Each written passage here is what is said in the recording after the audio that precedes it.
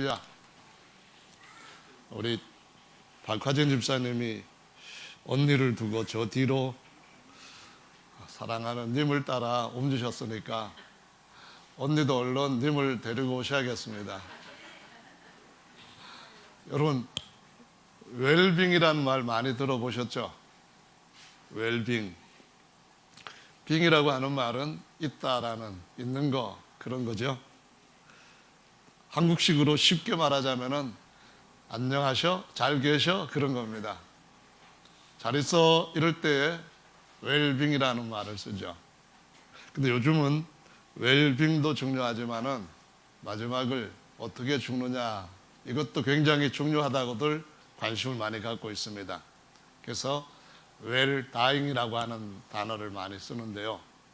어떤 사람은 운명을 해야 될 때, 숨이 이제 막 끊어지는 그 시간에 죽지 않으려고 온갖 발버둥을 치면서 얼굴에 오만 가지 고통스러운 그러한 모습을 보이면서 본인도 괴롭고 유가족들도, 그러니까 남은 가족들도 굉장히 괴로워하는 이러한 모습으로 임종을 맞는다고 합니다. 과연 우리가 잘 사는 것과 또 잘 죽는 것은 어떤 것일까요? 우리에게도 매우 중요한 일이라고 생각이 됩니다. 그럼 얼마 전에 스타라고 하는 분이 한 분 흙으로 돌아가라 하신 말씀을 따라 돌아가셨죠. 하나님께서 너는 흙이니 흙으로 돌아가라 이 말씀하시고 난 뒤에 그 말씀을 이길 수 있는 분은 한 분도 없습니다. 다 죽었어요. 뭐 유명했던 사람도 죽고 장군도 죽고 왕도 죽고 진시황도 죽고 다 너는 흙으로 돌아가라 이 말씀을 바꿀 수 있는 사람이나 거역할 수 있는 사람은 없었습니다. 여러분도 잘 아시듯이 신성일 씨 82세인가 폐암으로 돌아가셨다고 하는데 아마 우리 강옥순 집사님 정도 되시는 연세에서는 신성일 멋있다 막 이런 생각도 좀 하셨을 것 같아요. 그렇습니까? 당시 굉장히 유명했던 사람이죠. 사실은 이 사람에 대해서 어떤 글에 보니까 원조 조론격으로 수십 년을 떨어져 살아왔다 뭐 이런 표현을 쓰는데요. 결혼을 했으면서도 조론을 했다고 하는 말을 썼는데 이 조론이라는 게 뭔지 잘 모르시죠? 저도 잘 모르는데 결혼을 졸업했다 그런 말이에요. 그러니까는 딴 생활을 한다는 거예요. 좀 속된 말로 하면은 결혼 생활을 정상적으로 하지 않고 딴짓 한다 그런 얘기예요. 그만큼 자기가 하고 싶은 대로 살았는데 결국은 돌아가셨네요. 그래서 우리가 모두가 흙으로 돌아가라는 말처럼 다 돌아간다 그렇게 되는데 얼마 전에 며칠 전에 그 중화권에서 굉장히 유명한 액션 배우가 자서전을 냈다고 뉴스에 나옵니다. 성룡이라고 하는 그러한 그 영화 배우인데요. 성룡은 이소룡, 견자단, 이연걸 뭐 이런 사람들보다도 월등하게 그 방면에서 성공한 그런 영화인입니다. 그런데 이 사람이 자기 자서전에 뭐라고 냈는가 하면은 나이는 올해 한 64세 정도 되었는데 이런 표현을 썼습니다. 집에서는 좋은 남편이 아니었고 또한 좋은 아빠도 아니었다. 사회인으로서도 성공한 것 같았지만은 나는 완전히 쓰레기였다. 이런 표현을 쓰면서 아내와 싸울 때 그때 아기였던 자기 아들을 한 손으로 집어 던져서 다행히 소파에 떨어졌기 때문에 죽거나 크게 다치지 않았다 이런 글도 쓰고요. 이 사람 무술을 굉장히 잘하는 사람이에요.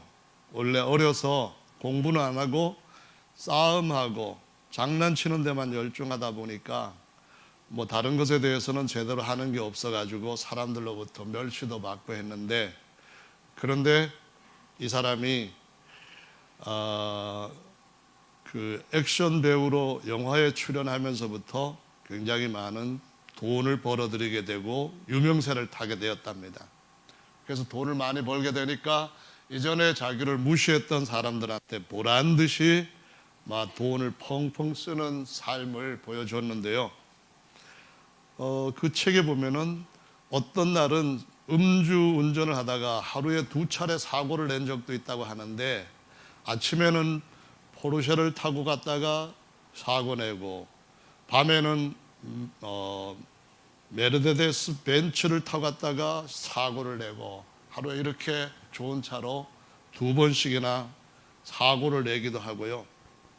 또 뿐만 아니라 다른 사람들한테 보여주기 위해 가지고 하룻밤에 사람들을 위해서 저녁 식사 비용으로 낸 것이 밥값만 200만 달러를 쓰기도 하고요.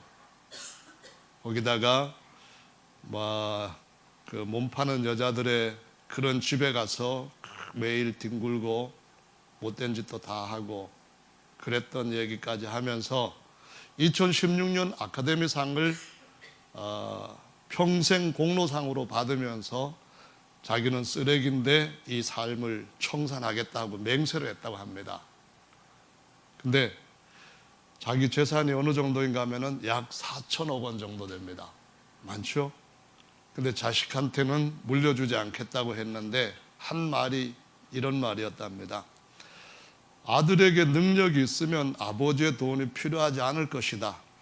능력이 없다면 더더욱 아버지가 모은 재산을 아들이 헛되이 쓰고 탕진하고 인생을 망칠 것이다. 그래서 4천억을 사회에 다 기부하기로 약속을 했다. 그렇게 말합니다.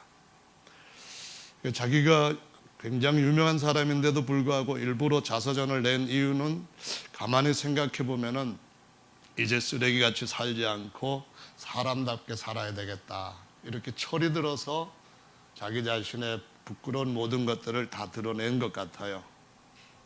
근데 또 한 사람 얘기를 하고 싶습니다. 원래 제가 이런 얘기를 잘 모르기 때문에 잘 안 하는데, 자니 윤에 대한 기사가 2017년도 12월에 딱 1년 전에 경제 헤럴드에 실렸는데요. 헤럴드 경제에 실렸는데, 여러분 자니 윤에 대해서 아십니까?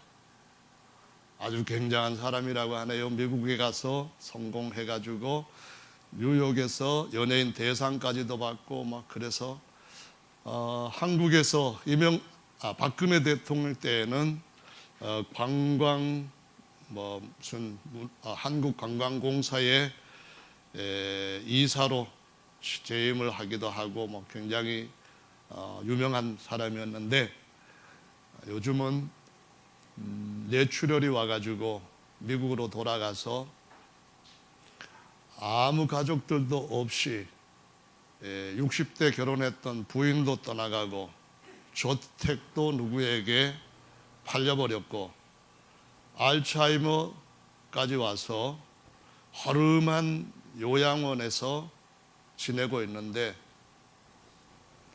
주변에 있는 한인들의 얘기를 들어보면은 아무도 찾아오는 사람 없고 멍하니 그냥 좀 뭐랄까요, 부족한 사람처럼 그렇게 지내고 있다고 얘기를 합니다.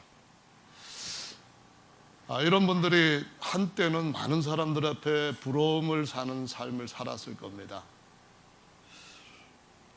그분들뿐만 아니라 대통령도 그렇죠. 우리나라 같은 경우는 박정희 대통령, 전두환 대통령, 노태우 대통령, 노무현 대통령, 이명박 대통령, 박근혜 대통령, 전부 다 전직 대통령들인데요. 이분들처럼 살고 싶다라고 생각하는 분은 아마 여기에서는 한 분도 안 계실 겁니다. 아마 밖에서도 그래 한때 즐기고 뭐 인생 어차피 그렇게 되는 거 그 정도 살면 됐지 뭐 이렇게 생각하고 나도 그 정도 하고 되고 싶다 이런 마음을 갖고 있는 분이 계실지 모르겠습니다. 그런데 정말 중요한 것은 무엇일까요? 정말 우리가 살아가는 데 있어서 우리 일생이 후회하지 않고 영원히 행복을 누릴 수 있는 참된 삶이란 없을까요? 그것이 바로 오늘 우리가 성경에서 찾고자 하는 웰빙과 웰다잉에 대한 말씀입니다. 오늘 말씀에서 보시면은 사도 바울이 고린도 교회 성도들에게 말씀을 하실 때 하나님께서 우리를 거듭나게 하시고 우리에게 기름을 부으시고 우리에게 성령으로 인침과 보증을 주셨다라고 말씀을 하십니다. 그런데 이런 의미가 무엇인지를 여러분 좀 깊이 생각하셔야만 성경의 말씀의 맛을 깨닫게 되죠. 웰빙이라고 하는 것은 비동사로 히브리어로 말할 것 같으면은 내가 있다라고 말씀하신 모세에게 나타나셨던 하나님의 이름에서 나오는 가장 중요한 뜻입니다. 여호와 또는 야훼라고 하는 이름은 있다라는 의미입니다. 살아있다 하는 그런 의미입니다. 내가 살고 있다 하는 의미로서 야훼라고 하는 이름을 하나님께서 모세에게 가르쳐 주신 것입니다. 진정한 웰빙이라고 하는 것은 뭔가요? 진정한 웰빙이라고 하는 것은 바로 영원히 살아있는 분과 연합이 되는 겁니다. 그분한테 붙어서 그분과 같이 영원히 가는 겁니다. 그래서 이것을 뭐라고 말씀하신가 하면은 성경은 우리에게 말씀하시기를 우리가 살아계신 그분과 붙기 위해서는 우리 안에 죄로 인하여 죽었던 속 사람이 그분 앞에 부활을 통하여서 연합되어야 된다고 하는 것을 가르쳐 주시고 있습니다. 그분은 사시는 분인데 우리의 죄를 없애시고 우리의 사망을 이겨주시기 위해서 대신 죽으셨고 죽으셨을 뿐만 아니라 나는 살아있는 자다라고 말씀을 하십니다. 그분은 영원히 산 자들의 하나님이다 말씀하시면서 그분의 영을 우리 안에 집어넣으셨을 때에, 다시 말해 우리가 성령으로 침례를 받을 때에 우리의 속 사람이 살게 된다는 말씀이 이루어지는 것입니다. 내가 살았고 너희도 살겠음이라는 말씀을 따라 우리들도 우리의 속 사람이 웰빙이신, 영원히 웰빙이신 그분과 함께 연합되는 복을 받을 수 있게 된다고 가르쳐 주시고 있는 것입니다. 여기에 계시는 분들 중에 예수님의 성령을 받으셨다면 예전에 구약시대에 일시적으로 하나님의 영의 충만함을 받았던 사람들과는 비교가 안 되는 놀라운 복을 받으신 겁니다.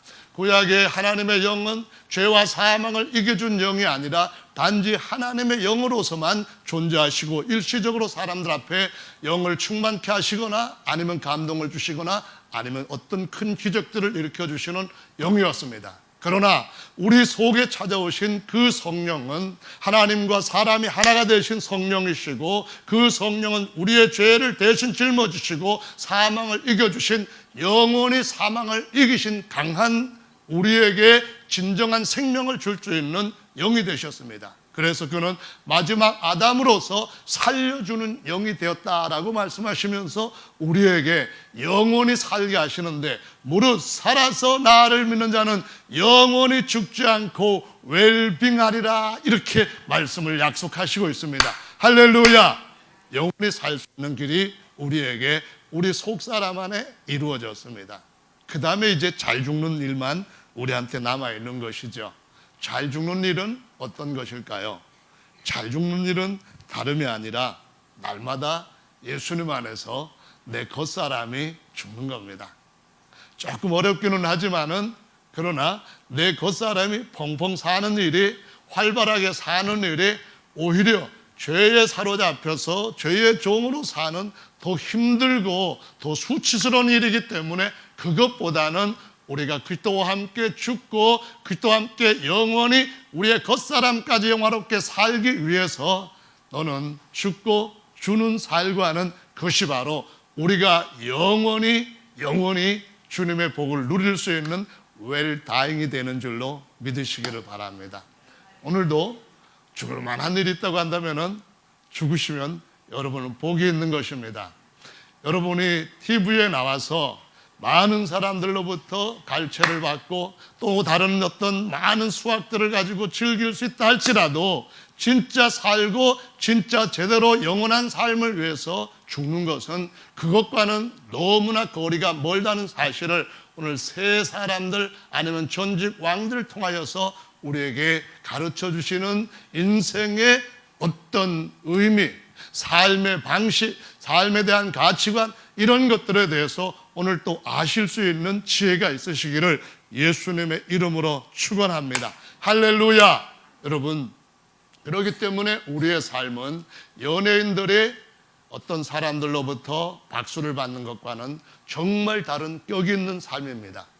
연예인들이 그와 같은 인기를 얻기 위하여서 아침 새벽부터 밤늦게까지 열심히 사는 것과 다르게, 그들이 치열하게 사는 것과 다르게 그렇게 살지는 못할지언정 우리가 주님 앞에서 정말 더 잘 살고 더 영원히 잘 살 수 있다고 하는 것을 오늘 여러분들의 주님이 주신 말씀 안에서 은혜를 누리시게 되기를 예수님의 이름으로 축원합니다. 성령으로 다시 태어나서 산다는 말씀이 하나님으로부터 성령의 침례를 받은 사람들한테 주어진 또 다른 특권입니다. 우리의 영이 죽었다가 살아났다는 의미뿐만 아니라 다시 우리가 태어났다 하는 말씀은 우리의 일생이 이 세상의 사람의 아들로 태어난 모든 사람과는 다르게 우리의 삶이 영원히 새로운 길로 열려 있다고 하는 것을 의미하는 것입니다. 새로운 내세 문이 열려 있다는 것입니다. 새로운 가능성이 우리 앞에 활짝 열려 있다는 것입니다. 이 문을 아무도 닫을 자가 없다고 말씀하시면서 내가 다윗의 집에 열쇠를 가진 자로서 너희 앞에 열린 문을 두었으니 아무도 그것을 닫을 자가 없다고 말씀하셨는데, 이것은 다름 아니라 하나님께로부터 태어나서 천사들보다도 월등한 신분을 가졌다는 것이고, 하나님께서 계시는 그 모든 것 위에서 태어나서 모든 것들을 발 아래 둘 수 있는 자리에 세워졌다는 것이고, 하나님께서 우리에게 하나님의 진리의 말씀을 통하여서 다시 태어나게 하심으로써 오늘 또 우리가 하나님과 함께 살 수 있는 진리의 길을 마음껏 영혼의 양식으로 먹고 살아갈 때에 반드시 그 앞에 도착할 수 있다는 확증을 주는 새로운 삶이라는 것을 기억하시기를 예수님의 이름으로 축원합니다. 이것이 오늘 중요한 것입니다. 성경 말씀 보면 모든 인생들에게 하나님께서 먼저 선포한 법이 있습니다. 마치 에스더 시대 때에 유대인들 모두를 다 죽여라고 했던 법이 페르시아에서 아닥사스다 왕에 의해 가지고 공포가 되었습니다. 그런데 이 법을 에스더가 바꾸어 놓았습니다. 어떻게 바꿨는가 하면은 왕 앞에 나아가서 그 왕께 이 민족, 내 민족 살려주십시오. 이 민족이 미움을 받아서 흔히 사람들이 모함을 해서 어느 날 다 죽게 되었으니까 이 법을 철회해 주십시오 했을 때, 왕이 쓴 글에 인장반지로 도장을 찍었을 때 왕 자신도 철회할 수 없다 하시면서 너희를 죽이려고 하는 자들을 너희가 죽여라, 이 법이 새로 공포됩니다. 여러분, 우리의 삶이 어느 법에 따라서 살아갔냐에 따라 우리의 결과는 정말 달라집니다. 모든 사람들이 다 먼저 선포된 죄와 사망에 집어삼키는 그 법 속에서 살아가기 때문에 그 법의 저촉을 받지 않을 수가 없습니다. 그 법에서 벗어나지 않을 수 없습니다. 모두가 다 흙으로 돌아가는 그 말씀 앞에 아무도 거역할 자가 없습니다. 그런데 주께서 말씀하시기를 새로운 성령의 생명의 법을 공포하셨습니다. 그 법대로 한다면은 내가 이기고 아버지 앞으로 가는 것처럼 너희들도 그곳으로 갈 것이라고 말씀합니다. 돌아가는 장소가 전혀 다르다는 말씀입니다. 흙으로 사망으로 영원한 고통 가운데로 돌아가는 것이 아니라 극락의 하나님 앞으로 가서 하나님의 모든 것들을 누릴 수 있는 새로운 삶으로 주께서 우리에게 생명의 법을 주신 줄로 믿으시기 바랍니다. 어떻게 살아야 될까요? 옛날 법에 저촉을 받을 필요가 없습니다.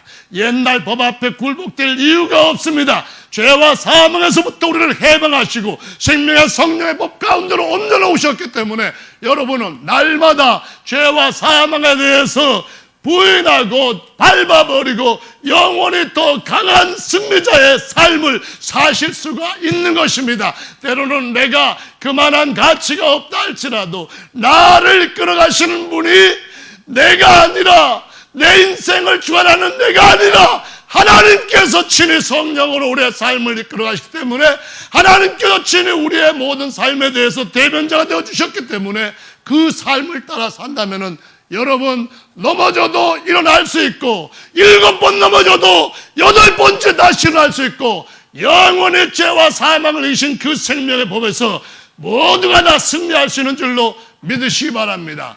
이 법 안에 있는 자들은 실패는 없습니다. 이 법 안에 있는 자는 눈물은 그들에게 합당한 것이 아닙니다. 이 법 안에서 사는 사람들은 마지막 반드시 주님께 주시는 최고의 승리를 얻게 될 줄로 믿으시기를 바랍니다. 할렐루야. 성령으로 거듭나는 침례를 주셨을 때 우리에게 주신 가장 중요한 것은 몇 가지가 됩니다. 하나는 기름을 부으셨다는 것이고요, 두 번째로는 그것을 통하여서 우리에게 인을 치셨다는 것이고요, 세 번째는 그것을 통하여서 하나님께서 우리에게 보증이 되어 주셨다, 그런 말씀입니다. 그러면은 기름을 부으셨다는 것은 무엇일까요? 온 인류 가운데 72억 가운데 약 250만 명이 혈통적으로 유대인들입니다. 하나님 앞에 택함받은 선민입니다. 나머지는 모두가 다 육체적으로 하나님이 버려버린, 하나님도 없고 미래도 없고 언약도 없고 아무것도 없는 자들로서 그냥 하나님께서 내놓아버린 자들입니다. 그런데 그 중에서도 하나님께서 기름을 부은 자들이 있습니다. 그 기름 부음 받은 자들, 선민들 가운데서도 기름을 부은 자들이 있는데 제사장과 왕과 선지자와 같은 자들입니다. 그래서 그들에게 그 성경에서는 뭐라고 말씀하시는가 하면은 메시아, 기름 부음 받은 자라고 하는 표현을 씁니다. 그들은 가장 존귀한 자들입니다. 이스라엘 나라에서 정말 하나님께서 뽑고 선택하신 존귀한 자들입니다. 그런데 성령으로 우리에게 기름을 부으셨다고 하는 것은 그것과는 전혀 비교가 될 수 없을 만큼 존귀한 신분을 주셨다는 겁니다. 여러분, 이스라엘 나라에서 1500년 동안 기름 부음 받은 자들의 존귀한 위치 신분을 지켜왔다고 하는 사실을, 그러한 대우를 받아왔다는 사실을 이해한다고 한다면 그 존귀함보다도 하나님이 친히 자신의 영으로 기름을 부으심으로 우리를 우리의 속사람을 얼마나 존귀케 하셨는가 하는 것도 똑같이 인정을 해야만 됩니다. 나무에서 난 감람류로 기름을 부은 자도 존귀한데 하나님께서 친히 자기의 영으로 기름을 부은 자들이라는 그 존재는 얼마나 존귀한 자인지 이 신분을 놓쳐서는 안 되는 줄로 믿으시기 바랍니다. 그래야 여러분들이 웰빙이 됩니다. 그래야 여러분들이 웰당이 됩니다. 그래야 여러분들이 겉사람까지 제대로 죽고 주님께서 영원히 살리시는 영광의 형상을 입게 되는 줄로 믿으시기 바랍니다. 짠이운이 부럽지 않습니다. 이 세상의 통치를 몇 년 동안 했던 그런 사람들의 삶이 우리에게 만족을 줄 수가 없습니다. 정말 완전한 삶은 주님께서 기름 부으신 하나님의 기름 부음을 받은 그리스도의 사람으로 살아가는 것인 줄로 믿으시 바랍니다. 여러분, 그걸 믿으십니까? 주님이 성령으로 기름 부으셨을 뿐만 아니라 인을 쳤다고 말씀하십니다. 인을 쳤다는 말씀은 도장을 찍었다는 말씀입니다. 뭘로 도장을 찍었는가 하면 살아계신 하나님의 영으로 도장을 찍었다, 그런 말씀입니다. 여러분, 도장에는 잉크로 찍는 것도 있고 인지로 찍는 것도 있고 불도장도 있습니다. 시뻘겋게 달군 쇠도장을 가지고 불에다가 다 뻘겋게 해가지고 옛날에 가축 같은 데다가 이렇게 인을 쳤습니다. 수많은 노예들이 있을 때 그 노예들 중에 이것은 내게 속한 노예다 해가지고 노예시장에 노예를 팔러 갈 때에 거기에 잉크로 찍거나 때로는 불도장을 찍어서 이 노예는 영원히 내 것이라는 표식을 삼았습니다. 도장을 찍는다고 하는 것은 도장을 가지고 있는 자가 자기가 소유권자라고 하는 것과 내 임의대로 무엇인지 할 수 있고 내가 원치 않는다면 아무도 여기에 손댈 수 없다고 하는 것을 의미하는 것입니다. 여러분, 옛날 벌목을 할 때는 저 높은 산에서 나무를 탁 뺍니다. 많은 사람들이 나무를 베어가지고 그것을 말리고 목재로 쓰기 위해서 산에서 끌어내리게 되고 그 다음에 물에 강에다가 떠내려 보내게 되고 강 저 밑에 가지고 그것을 하나씩 건져가지고 분류를 합니다. 그때 뭘 가지고 분류를 한지 아십니까? 불도장을 찍은 그 도장에 새겨져 있는, 나무에 새겨지는 도장의 흔적을 가지고 분류를 합니다. 이거는 김씨네 거, 이거는 박씨네 거, 이거는 정씨네 거, 다 분류를 합니다. 그런데 하나님이 자신의 영으로 도장을 찍었다는 의미는 무엇입니까? 하나님이 살아있는 자기의 영으로 찍으셨다는 말씀은 우리를 가장 존귀한 그분의 귀한 존재로 택하셨다고 하는 것을 의미하는 겁니다. 내가 핏값으로 샀을 뿐만 아니라 이제 다시는 놓지 않기 위해서 내 도장을 찍었다고 말씀합니다. 이 도장은 내가 죽지 않는 한 영원히 거기에 새겨져 있다는 것을 의미합니다. 이 도장을 찍었다는 것은 내가 열지 않으면 아무도 열 수 없고, 이것을 내가 파괴하지 않는 한 아무도 파괴할 수 없다는 것을 의미하는 겁니다. 계시록 5장의 말씀을 보십시오. 인을 쳤는데 아무도 그 인을 뗄 수 있는 자가 없습니다. 오직 예수님만 그 인을 뗄 수 있다고 말씀하십니다. 여러분의 모든 생애 가운데서 하나님이 여러분에게 성령으로 도장을 찍으셨다고 하는 것은 그 누구도 여러분을 해칠 수 없다는 것을 의미하는 하나님의 확증이며 하나님의 맹세이며 선포인 줄로 믿으시기 바랍니다. 이건 중요합니다. 왜냐하면 우리는 여러 가지 환경 가운데서 우리의 일생이 수많은 선택을 해야 될 그러한 삶을 살아가고 있기 때문입니다. 그 삶 가운데서 우리는 우리 자신의 힘만으로는 어찌할 수 없는 정말 불가항력적이라고 생각할 수 있는 환경들을 맞이할 수 있습니다. 여기 계시는 분들 중에서 어떤 분들은 알츠하이머가 될 수도 있습니다. 어떤 분들은 치매가 될 수도 있습니다. 어떤 분들은 사고로 인하여서 내사가 될 수도 있습니다. 물론 하나님께서 지켜주시지만은 모든 인생이 늙어가는 가운데서 어떤 질병을 겪으며 질병 중에서 뇌의 문제를 겪을 수도 있습니다. 그러할 때라도 주님은 우리에게, 나는 너에게 살아있는 내 성령으로 도장을 찍었다고 말씀하시는 주님의 확증이 있다는 것을 기억하시기 바랍니다. 이게 정말 중요합니다. 한번 생각해 보십시오. 성경은 말씀하시기를 육체는 죽여도 영혼을 죽이지 못하는 자를 두려워하지 말라. 육체와 함께 영혼까지 죽이는 자를 두려워하라. 참으로 그를 두려워하라. 이렇게 말씀하십니다. 이 세상의 수많은 사람들이 예수님을 믿는 사람들을 죽였습니다. 잔인하게 불에 태워 죽이고, 잔인하게 찢어서 죽이고, 잔인하게 사자의 밥이 되어 죽이고, 잔인하게 그들을 갈기갈기 찢어서 죽이는 온갖 잔악한 방법으로 그리스도인을 죽였습니다.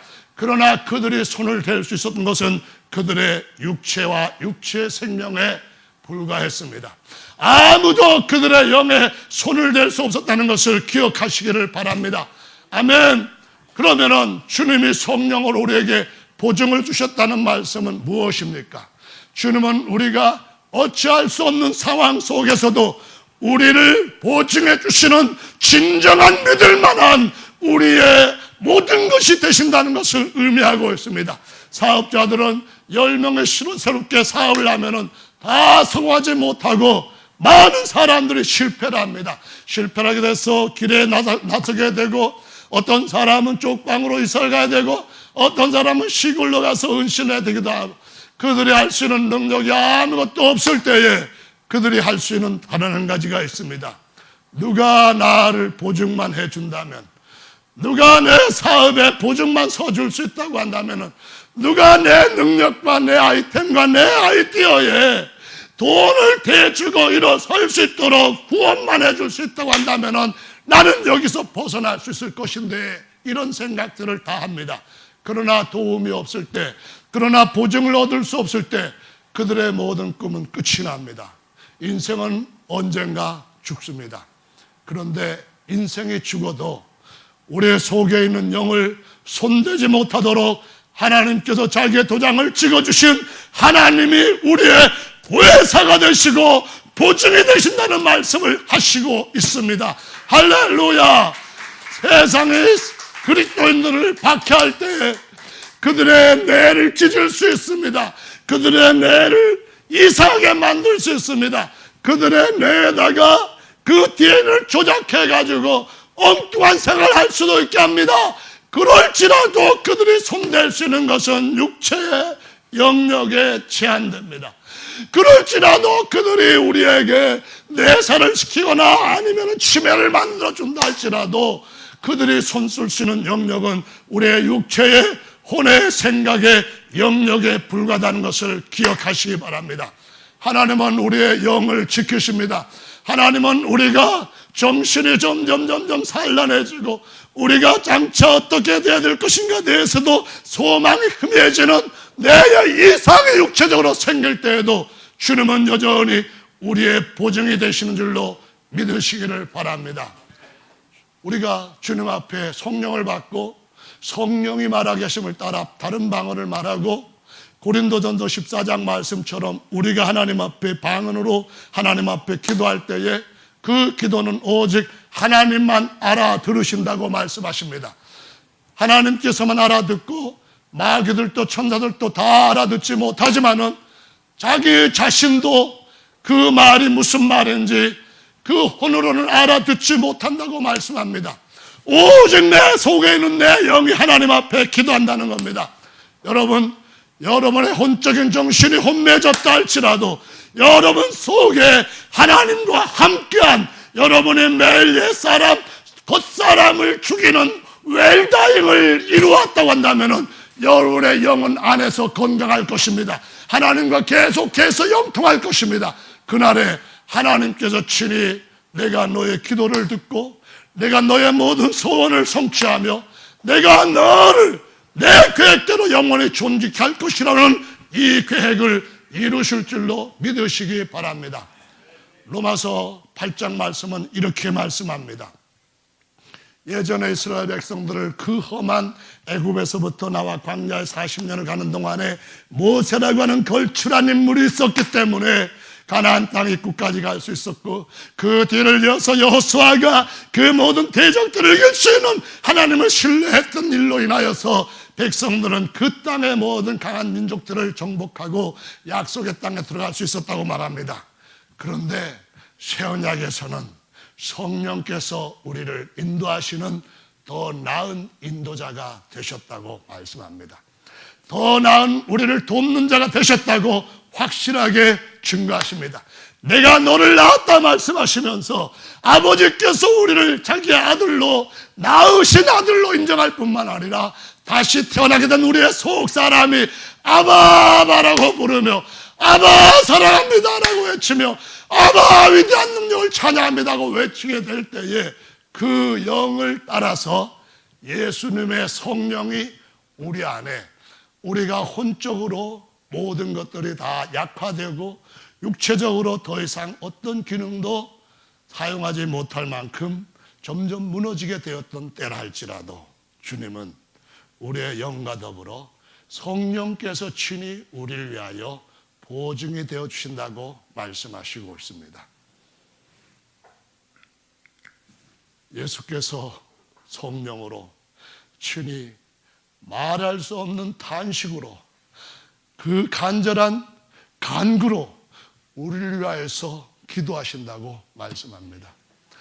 내 영이 주님 앞에 기도할 뿐만 아니라 나보다 더 완전한 그 하늘에 하나님의 모든 그 영원한 복의 자리로 이끌 수 있는 성령께서 모세가 아니라 땅의 육신으로서 예수님의 보혜사가 아니라 성령께서 우리 안에서 친히 말할 수 없는 탄식으로 우리를 위하여 간구하신다고 말씀하시고 있습니다.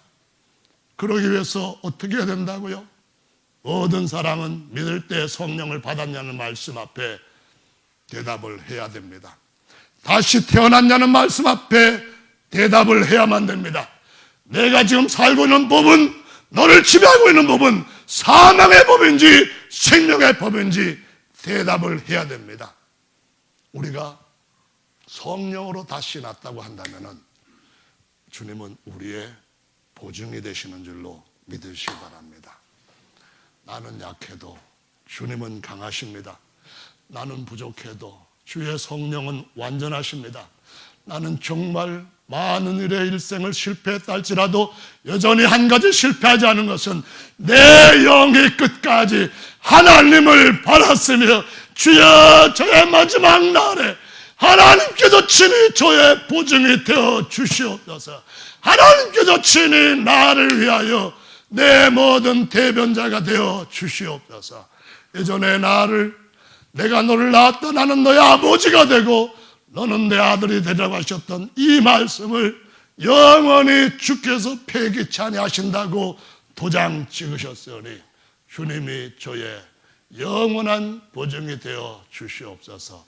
이 일만큼은 승리했다고 하신다면 여러분은 정말 하나님 앞에서 잘 사신 인생이 되는 줄로 믿으시기 바랍니다.